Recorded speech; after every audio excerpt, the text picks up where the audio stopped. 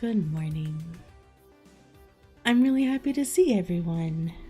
It's been a lot of stuff to do, and I'm honored that you are here, especially the people who are dropping in to say hi from Adepticon. I hope they have an amazing weekend. They have shared a bunch of great stuff with us on the various stuff. I know that I'm reading books for you guys, but I do like to give a shout out to all the mini painters. They are an amazing community here on the Twitch Creative, and and they are at Adepticon. Well, a big chunk of them, not everybody's at Adepticon, but a big chunk of them are at Adepticon, and I hope that if any of them did put in something to Crystal Brush, the painting, I hope they do amazing. And everybody else, I hope they have a blast. I know that there's people from near and far, and I hope everybody has safe travels. I have a little heartfelt thing for one of our own. He knows who he is. I'm not going to call him out by name, but my heart goes out to one of our loved ones who lost a loved one, and I hope he's doing good. So, all my love for him. We are reading The Count of Monte Cristo by Mr. Dumas, who also wrote The Three Musketeers. We're starting on chapter 8 today, and I'm gonna try to read more than 1 hour, maybe 2.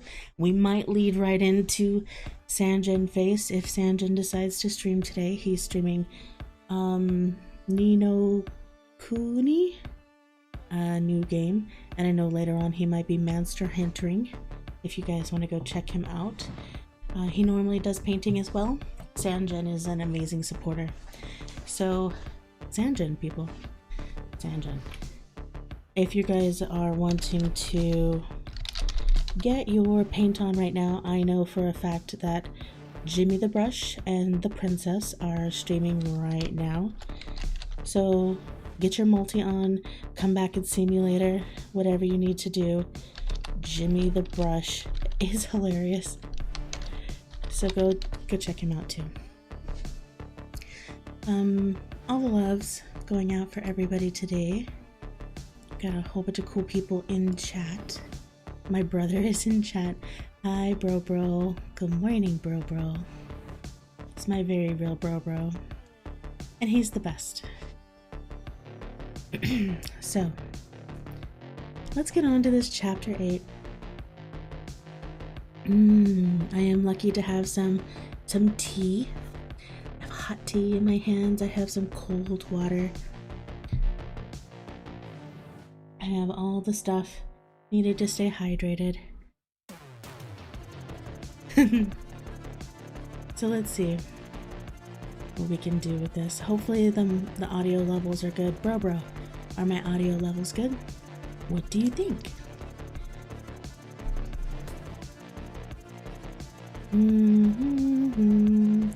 There's a little lag between streams, so I'll wait.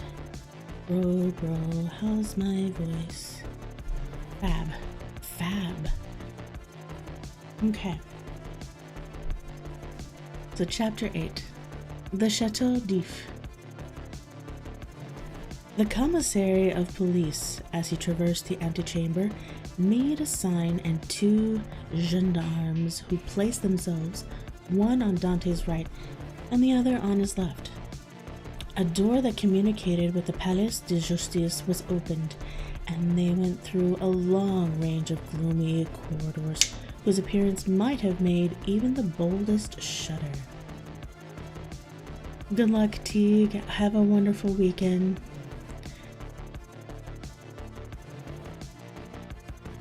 By the way, guys, again, my French is very, very bad, so I will be using American-ish pronunciations for all the French.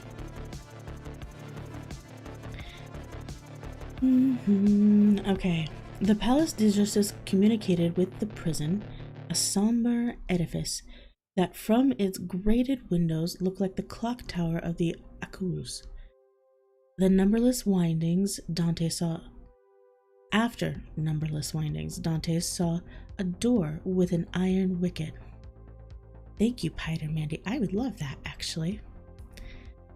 The commissary took up an iron mallet and knocked thrice, every blow seeming to Dante's as if it struck on his heart.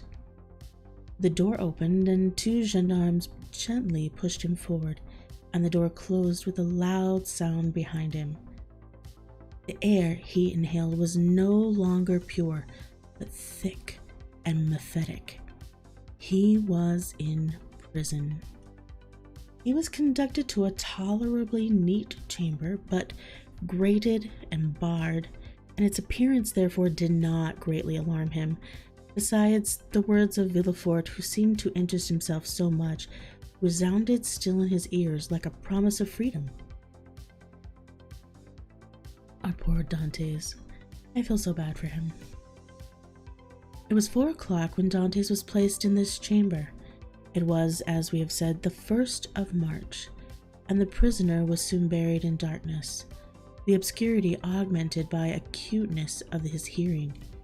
At the slightest sound he arose and hastened to the door, convinced they were about to liberate him, but the sound died away, and Dante sank again into his seat. At last, about 10 o'clock, and just as Dantes began to despair, steps were heard in the corridor. A key turned in the lock, the bolt creaked, and the massy oaken door flew open. A flood of light from 2 torches pervaded the apartment. By the torchlight, Dante saw the glittering sabers and carabines of 4 gendarmes. He had advanced at first, but stopped at the sight of the display of force. "Are you come to fetch me?" he asked. "Yes," replied gendarme. "By the orders of the deputy procureur?" "I believe so." The conviction that they came from Mr. Villefort relieved all Dante's apprehensions. He advanced calmly and placed himself in the center of the escort. A carriage waited at the door. The coachman was on the box, and the police officer sat beside him. "Is this carriage for me?" said Dantes. "It is for you," replied a gendarme. Dantes was about to speak, but feeling himself urged forward, and having neither the power nor intention to resist, he mounted the steps, and was in an instant seated inside between 2 gendarmes. The 2 others took their places opposite, and the carriage rolled heavily over the stones. The prisoner glanced at the windows. They were grated. He had changed his prison for another that was conveying him he knew not whither. Through the grating, however, Dante saw that they were passing through the Rue Cassier, and by the Rue Saint-Laurent and the Rue Tamaris to the port. Soon he saw the lights of La Consigne. The carriage stopped. The officer descended, approached the guardhouse. A dozen soldiers came out and formed themselves in order. Dante saw the reflection of their muskets by the light of the lamps in the quay.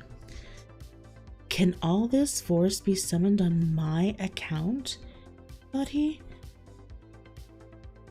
Dantes is the hero, so he has to get shafted before he can rise up against all odds and succeed. Indeed, Charles, he's actually a completely innocent bystander, really. He actually has done abso-flippin-lutely nothing wrong, and a lot of people who are just flat out greedy and basic wenches are after him for no reason of his own. He didn't do anything to deserve any of this, actually. It's really a sad thing.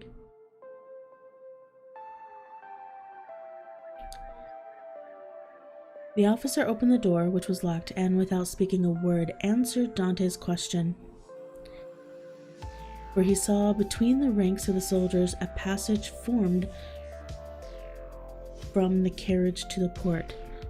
The 2 gendarmes who were opposite of him descended first.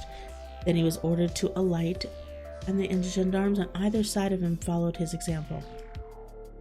They advanced toward a boat, which a custom house officer held by a chain near the quay. The soldiers looked at Dantes with an air of stupid curiosity. In an instant, he was placed in the stern sheets of the boat between the gendarmes while the officer stationed himself at the bow. A shove sent the boat adrift, and 4 sturdy oarsmen impelled it rapidly towards the pylon. At a shout from the boat, the chain that closes the mouth of the port was lowered, and in a second they were, as Dantes knew, in the Friole and outside the inner harbor. So they're making a big deal about leading him out to a prison ship. They're making it just really sit home that the hope is leeching from Dantes here. They're going on and on about it, but that seems to be the feeling, just leeching every last shred of his hope. That's a downer. Happy Saturday. Ew. The prisoner's first feeling was of joy at again breathing pure air, for air is freedom. But he soon sighed, for he passed before La Reserve, where he had that morning been so happy, and now through the open windows came the laughter and revelry of a ball. Dantes folded his hands, raised his eyes to heaven, and prayed fervently. For those who don't know the story, Dantes was a first mate on the ship Pharaon. They lost their captain at sea. He was in line to become the new captain. The accountant guy on the ship is after his job and took it by way of nefarious means. The guy who prosecuted him in short manner had a political agenda to prove, and there's a frame-up for Dantes. They think that Dantes was helping Napoleon Bonaparte just because they were at the Isle of Elba where Napoleon was being held. So he was framed, prosecuted, all for pettiness of other people, and nothing to do with Dantes. And that morning he was going to get married to the love of his life, Mercedes. She's gorgeous, he's gorgeous. They were going to be doing great things, and all of this came about the same day. So it's 10 o'clock at night and he's getting just screwed. The boat continued her voyage, and they had passed the Tête de Mort. They were now off the Anse de Ferro and about to double the battery. This maneuver was incomprehensible to Dantes. "Whither art thou taking me?" he asked. "You will soon know. But still, we are forbidden to give you any explanation." Dantes, trained in discipline, knew that nothing would be more absurd than to question the subordinates who were forbidden to reply, and so he remained silent. I know, right? Never mess with the bookkeeper. It sucks to be you, bro. Feels bad, man. The most vague and wild thoughts passed through his mind. The boat they were in could not make the long voyage. There was no vessel at anchor outside the harbor. He thought perhaps they were going to leave him on some distant point. He was not bound, nor had they made any attempt to handcuff him. This seemed a good augury. Beside, had not the deputy, who had been kind to him, told him that provided he did not pronounce the dreaded name of Noirtier, he had nothing to apprehend? Had not Villefort, in his presence, destroyed the fatal letter, the only proof against him? He waited silently, striving to pierce through the darkness. They had left the Ile Raton, where the lighthouse stood on the right, and were now opposite the Point de Catalans. It seemed to the prisoner that he could distinguish a feminine form on the beach, for it was there that Mercedes dwelt. How was it that her presentiment did not warn Mercedes that her lover was within 300 yards of her. One light alone was visible, and Dante saw that it came from Mercedes' chamber. Mercedes was the only one awake in the whole settlement.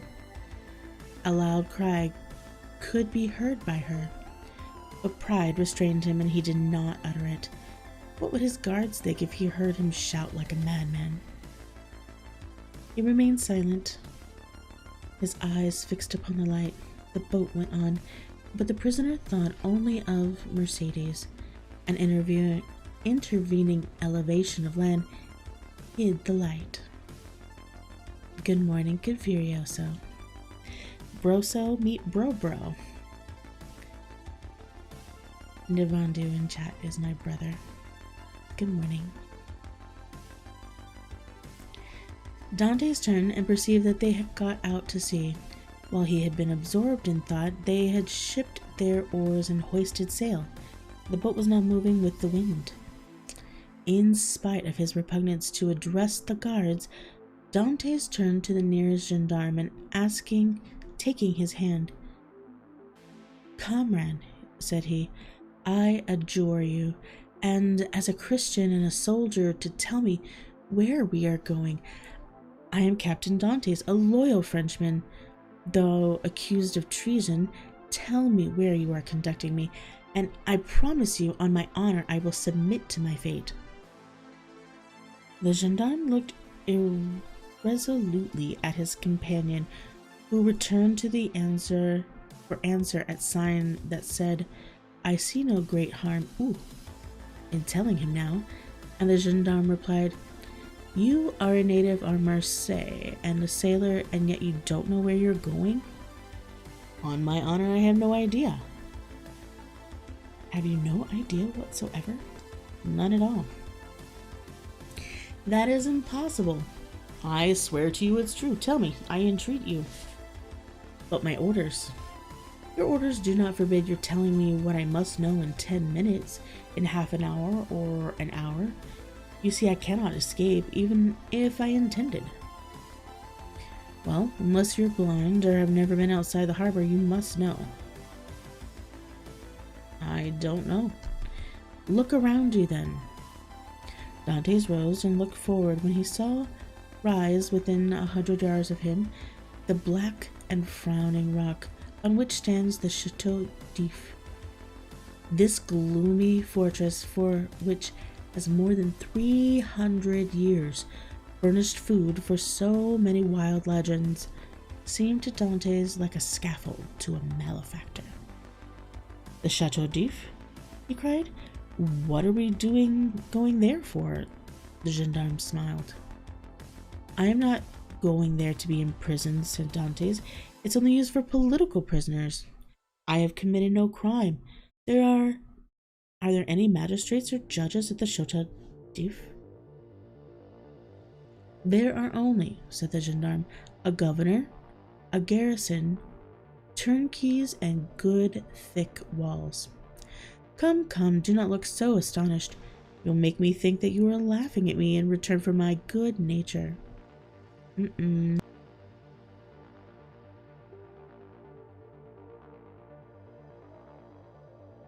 don't know about good nature. He's being screwed again, guys. He's so naive. Dantes pressed the gendarme's hand as though he would crush it. "You think, then," said he, "that I am taken to the Chateau d'If to be imprisoned there?" "It is probable, but there is no occasion to squeeze so hard." "Oh, without any inquiry, without any formality?" "All the formalities have been gone through. The inquiry is already made." "And so, in spite of Mr. de Villefort's promises?" "Look, I don't know what Mr. de Villefort promised you," said the gendarme, "but I know we're taking you to the Chateau d'If." "But what are you doing?" "Help, comrades, help." By a rapid movement, which the gendarme's practiced eye had perceived, Dantes sprang forward to precipitate himself into the sea, but 4 vigorous arms seized him as his feet quitted the bottom of the boat. He fell back, cursing with rage. Good, said the gendarme, placing his knee on his chest. Believe soft-spoken gentleman again. Hark, my friend, I have disobeyed my first order, but I will not disobey the second, and if you move, I will blow your brains out. He leveled his carbine at Dantes, who felt the muzzle against his temple. For a moment, the idea of struggling crossed his mind, and of so ending the unexpected evil that had overtaken him. But he bethought him of Mr. de Villefort's promise, and besides, death in a boat from the hand of a gendarme seemed too terrible.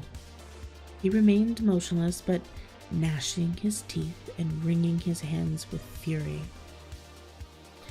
At this moment, the boat came to a landing with a violent shock. One of the sailors leapt out on shore. A cord creaked as it ran through a pulley, and Dantes guessed they were at the end of the voyage, and they were mooring the boat. His guards, taking him by the arms and coat collar, forced him to rise and dragged him toward the steps that led to the gates of the fortress, while the police officer carrying a musket with a fixed bayonet followed behind. Ooh, literally by knife point, guys. Dantes made no resistance. He was like a man in a dream. He saw soldiers drawn up on the embankment. He knew vaguely that he was ascending a flight of steps. He was conscious that he passed through a door, and that door closed behind him. But all this indistinctly as through a mist. He did not even see the ocean, that terrible barrier against freedom, which the prisoners look upon with utter despair. They halted for a minute, during which he strove to collect his thoughts. He looked around. He was in a court surrounded by high walls. He heard the measured tread of sentinels as they passed before the light. He saw the barrels of their muskets shine. They waited upwards of 10 minutes. Certain Dantes could not escape, the gendarmes released him. They seemed awaiting orders. Then the orders came. "Where is the prisoner?" said a voice. "Here," replied the gendarmes. "Let him follow me. I will take him to his cell." "Go," said the gendarmes, thrusting Dantes forward. The prisoner followed his guide, who led him to the room almost underground, whose bare and reeking walls seemed as though impregnated with tears. A lamp placed on a stool illuminated the apartment faintly and showed Dantes the features of his conductor, an under-jailer, ill-clothed and of sullen appearance. "Here's your chamber for tonight. It's late, the governor's asleep. Tomorrow, perhaps he may change you. In the meantime, there's bread, water, and fresh straw. That's all a prisoner can wish for. Good night." Before Dantes could open his mouth, before he had noticed where the jailer placed his bread or the water, before he had glanced toward the corner where the straw was, the jailer disappeared, taking with him the lamp and closing the door, leaving stamped upon the prisoner's mind the dim reflection of the dripping walls of his dungeon. Dantes was alone in the darkness and in the silence, cold as the shadows as he felt breath of his burning forehead. With the first dawn of day, the jailer returned, with orders to leave Dantes where he was. He found the prisoner in the same position, as if fixed there, his eyes swollen and weeping. He passed the night standing and without sleep.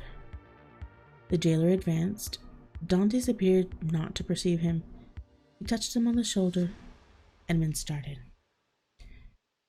"Have you not slept?" said the jailer. "I do not know," replied Dantes. The jailer stared. "Are you hungry?" continued he. "I do not know." "Do you wish for anything?" "I wish to see the governor." The jailer shrugged his shoulders and left the chamber. Dantes followed him with his eyes and stretched forth his hands toward the open door, but the door closed. All his emotion then burst forth. He cast himself on the ground, weeping bitterly, asked himself what crime he had committed that he was thus punished. The day passed thus. He scarcely tasted food, but walked around and round the cell like a wild beast in its cage.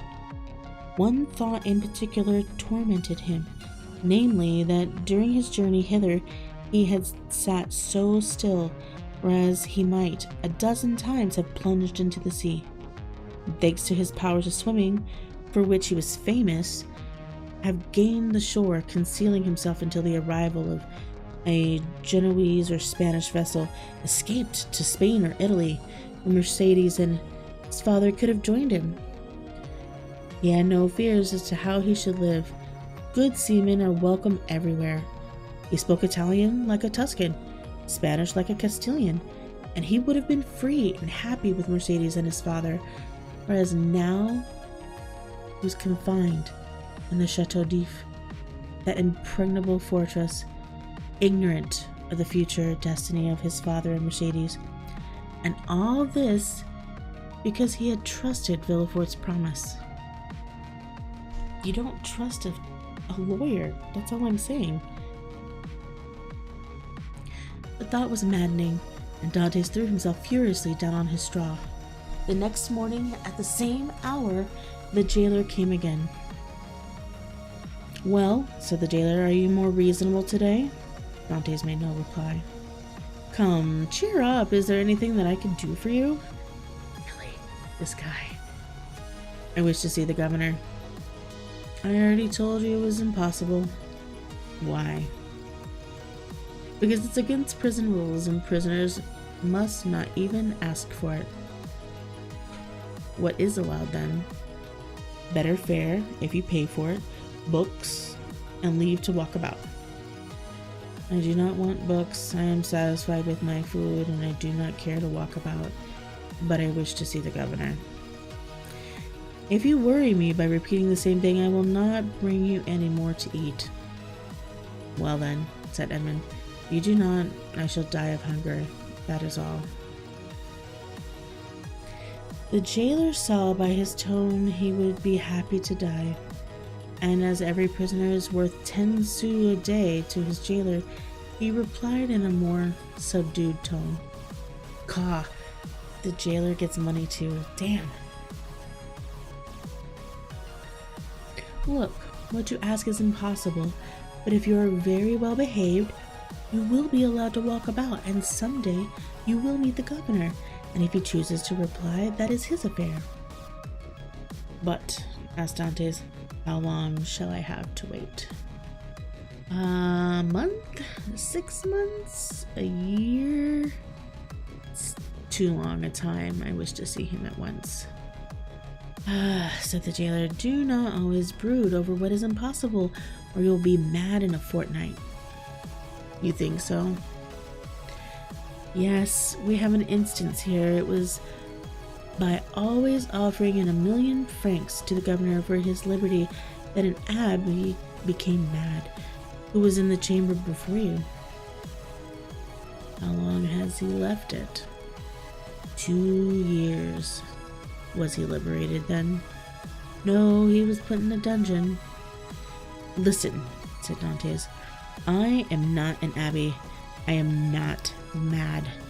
Perhaps I shall be, but at present, unfortunately, I am not. I'll make you another offer." "What is that?" "I do not offer you 1,000,000 because I haven't not, but I'll give you 100 crowns if for the first time you go to Marseille, you'll seek out a young girl named Mercedes at the Catalans and give her 2 lines from me. If I took them and were detected, I should lose my place here, which is worth 2,000 francs a year, so that I should be a great fool to run such a risk for 300. "Well," said Dantes, "mark this. If you refuse at least to tell me, 'Mercedes, I am here,' I will someday hide myself behind the door, and when you enter, I'll dash out your brains with this stool." "Threats!" cried the jailer, retreating and putting himself in the defensive. "You are certainly going mad. The abbey began like you, and in 3 days you'll be like him, mad enough to tie up. But fortunately, there are dungeons here." Dantes whirled the stool round his head. All right, said the jailer. "All right. Since you will have it so, I will send word to the governor." "Very well," returned Dantes, dropping the stool and sitting on it as if he were in reality mad. The jailer went out and returned in an instant with a corporal and 4 soldiers. Right? Bad move, Dantes. "By the order of the governor, conduct this prisoner to the tier beneath." "To the dungeon, then," said the corporal. "Yes, we must put the madman with the madman." The soldier seized Dantes, who followed passively. He descended 15 steps, and the door of a dungeon was opened, and he was thrust in. The door closed, and Dantes advanced with outstretched hands until he touched the wall. He then sat down in the corner until his eyes became accustomed to the darkness. The jailer was right. Dantes wanted but little of being utterly mad. Aww. Dante's theme song is "I fought the law and the law won." Oh, that's so sad. Dantes is so screwed.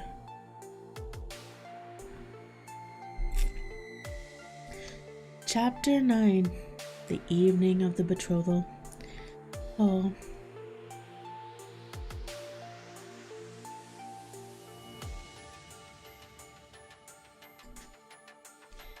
Villefort had, as we have said, hastened back to Madame de Saint-Méran's in the Place du Grand Cours, and on entering the house found that the guests whom he had left at table were taking coffee in the salon. Man, he wrapped that up fast.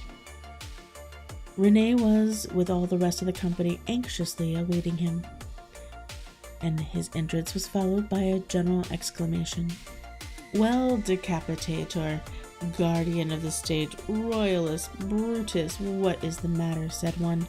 "Speak out." "Are we threatened with a fresh reign of terror?" asked another. "Has the Corsican ogre broken loose?" cried a third. "Marquis," said the Villefort, approaching his future mother-in-law, "I request your pardon for thus leaving you. Will the Marquis honor me with a few moments' private conversation?"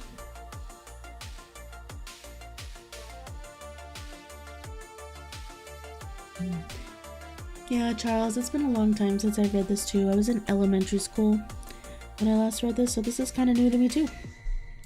Welcome on the journey, my friends. Welcome, welcome. The journey is the thing. The journey is the thing, for sure. Okay.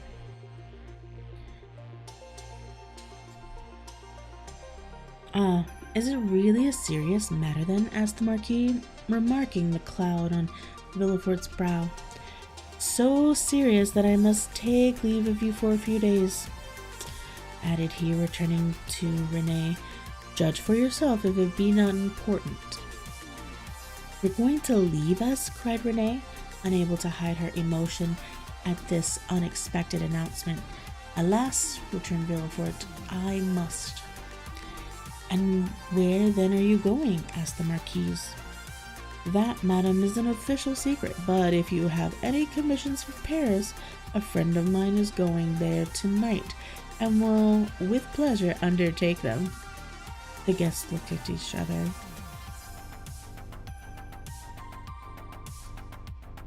"You wish to speak to me alone?" said the Marquis. "Yes, let us go to the library, please." The Marquis took his arm and they left the salon. "Well," he asked as soon as they were by themselves, "tell me what it is." "An affair of the greatest importance that demands my immediate presence in Paris. Now, excuse the indiscretion, Marquis, but have you any landed property?" "All my fortune is in the funds, 700,000 or 800,000 francs." "Then sell out. sell out, Marquis, or you will lose it all. But how can I sell out here? You have a broker, have you not? Well, yes. Then give me a letter to him and tell him to sell out without an instant's delay. Perhaps even now I shall arrive too late. The deuce, you say? Let us lose no time then. What is this, the deuce, you say? The deuce, you say? That's funny. That's a weird expression. Excuse me. And in sitting down, he wrote a letter to his broker, ordering him to sell out at the market price. Now then, said Villefort, placing the letter in his pocketbook, I must have another. To whom? The king. To the king? Yes. I dare not write to his majesty. I do not ask you to write to his majesty, but ask Mr. de Savio to do so. I want a letter that will enable me to reach the king's presence without the formalities of demanding an audience that would occasion the loss of precious time. But address yourself to the keeper of the seals. He has the right of entry to the Tuileries and can procure you an audience at any hour of the day or night. Doubtless, but there's no occasion to divide the honors of my discovery with him. The keeper would leave me in the background and take all the glory for himself. I tell you, Marquis, my fortune is made if I only reach the Tuileries the first, for the king will not forget the service I do him. Well, okay, in that case, go and get ready. I will call Savio and Salvio, maybe, and make him write the letter. Okay, we'll be quick as possible. I must be on the road in a quarter of an hour, or 15 minutes. Tell your coachman to stop at the door. Will present my excuses to the Marquise and Mademoiselle Renee, who I leave on such a day with great regret. You'll find them both here and can make your farewells in person. 1,000 thanks, and now for the letter. The Marquis rang, and a servant entered. Say to the Comte de Salvo that I would like to see him. Now then, go, said the Marquis. I shall be gone only a few moments.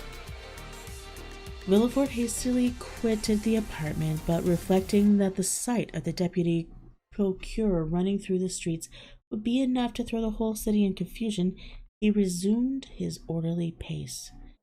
At his door he perceived a figure in the shadow that seemed to wait for him. It was Mercedes, who, hearing no news of her lover, had come unobserved to inquire after him. As Villefort drew near, she advanced and stood near him. Dantes had spoken of Mercedes, and Villefort instantly recognized her. Her beauty and her high bearing surprised him, and when she inquired what had become of her lover, it seemed to him that she was the judge and the accused, and he the accused. The young man you speak of, said Villefort abruptly, is a great criminal, and I could do nothing for him, mademoiselle. Mercedes burst into tears, and as Villefort strove to pass her, again addressed him. But at least tell me where he is, that I may know whether he's alive or dead, said she. I do not know.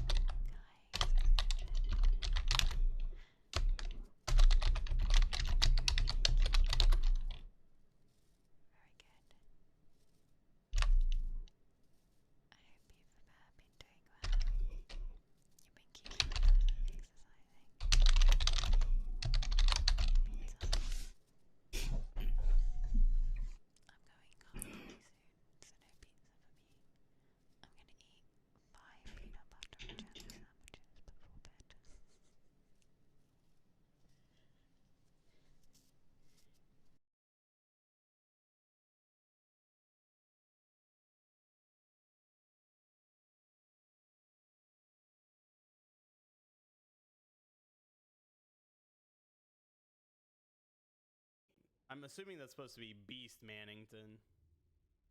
I have to agree. I am in favor of Pippington as well, but I'm not familiar with Zeus. I'm not uber familiar with him, at least. We've probably seen him play before, but it was not something that I remember. So we'll have Beastman versus Chaos here for game number 1 on the Light Figure board. Zeus is strong with a K, which means that he's way stronger than strong with a G in the alphabet, because K comes after G in the alphabet. Zeus is strong. You know, should put on a good game. Zeus is strong. You know, should put on a good game. Thank you very much for the host. Thank you very much for the host. How was your stream? Welcome everybody to our Total War Warhammer 2 tournament casting event. Just in time for game number 1 of a best of 3 series here, and spawning on the east side of the Light Figure Ford as our blue Beastman player. It is Pippington with Morgar the Shadow Game as his chosen legendary lord, with the Fate of Ruinous Corruption and Spirit Essence of Chaos abilities. Good morning, Fred. I don't know what you're talking about, J-Dog. We've got 4 Vestigor herds, 3 Unwell Spearman herds. We've got a Bray Shaman with the Lore of Shadows with the Enfeebling Foe and Pit of Shades, a unit of Minotaurs with great weapons, 2 Centaurs with throwing axes, and 2 Centaurs with great weapons. Then for the west side of the map, as our red Chaos player, it is Zeus with Sigvald the Magnificent as his legendary lord, with the Auric armor actually for that sweet regen while in combat. Then we've got 1, 2, 3, 4 Marauder Horsemen, a Chaos Source with the Lore of Death with the Forbidden Rod item, Spirit Leech, and the Fate of Buna abilities. We have 4 Chaos Warriors with halberds, and then 4 units of Chaos Spawn. J-Dog, it has been several weeks. I may consider casting another tournament tomorrow. Don't you go getting any sass with me, J-Dog. Don't you go getting any sass with me, J-Dog. All right. I will think about casting this week of the cups, the leagues. Yeah, I noticed him last night as you were updating the rankings. He does well for himself. What we're going to find out here, as we will have these Marauder Horsemen get charged by the Centaurs with throwing axes, and this is actually a good use of Fate of Buna. I approve of this use of Fate of Buna. Centaurs with throwing axes are probably one of the deadliest weapons in the Beastman arsenal. Like, Bestigors are a really good target for the Fate of Buna, but man, if you can get these Centaurs with throwing axes out of the game super early, you remove so much armor piercing damage and cavalry potential and all of that. And the other Centaurs are going to be spotted as well. These guys, at least. These guys are still hidden, but that's about it. Yeah, exactly, Viking. You get so much out of killing Centaurs. Just like 1 extra unit to just take. Oh, they actually shattered. So there you go. You get 1 shattered unit of Centaurs right off the bat. Now the Chaos Warrior or Marauder Horseman, they have free reign to just chase down the Centaurs if they really wanted to. We'll see how well Zeus countercharges here. I'm interested to see. Countercharging is an interesting. Oh, he's actually going to. Yeah, he's gonna line up 1 for 1, 1 for 1, and he's actually gonna double up here. But Centaurs charging in. They're actually gonna get pushed into this combat by the Chaos Spawn. And while Chaos Spawn don't do a whole lot of damage on the charge, they have sustained damage, which is really good. And then you've got the Chaos Warriors with halberds as well coming in from behind. Good timing. Yeah, actually really good timing here.